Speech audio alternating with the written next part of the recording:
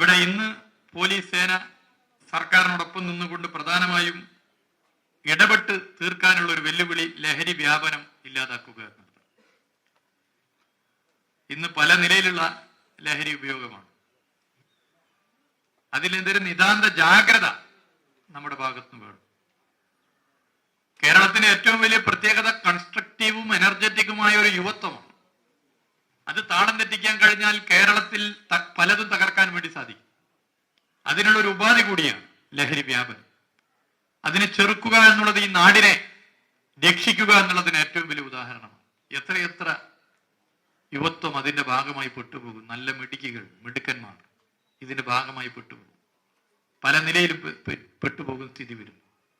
Synthetic ലഹരിയുടെ ഉപയോഗത്തിന്റെ ഭാഗമായി പെട്ടുപോകുന്ന പലരും പിന്നെ അനുഭവിക്കുന്ന പ്രയാസം അവർ മാത്രമല്ല, അവരുടെ കുടുംബവും പ്രദേശവും ഒക്കെ അനുഭവിക്കുന്ന പ്രയാസം നമുക്കറിയാം.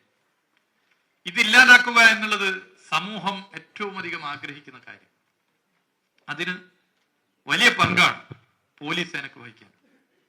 സ്കൂൾ കോളേജ് വിദ്യാർത്ഥികളുടെ ലഹരി ഉപയോഗം ഇല്ലാതാക്കാൻ, ലഹരി വിരുദ്ധ അവബോധം സംഘടിപ്പിക്കാൻ വലിയ ശ്രദ്ധ കേരള പോലീസ് വെച്ച് പുലർത്തുന്നുണ്ട്. അത് ഇനിയും നമുക്ക് ശക്തിപ്പെടുത്തും.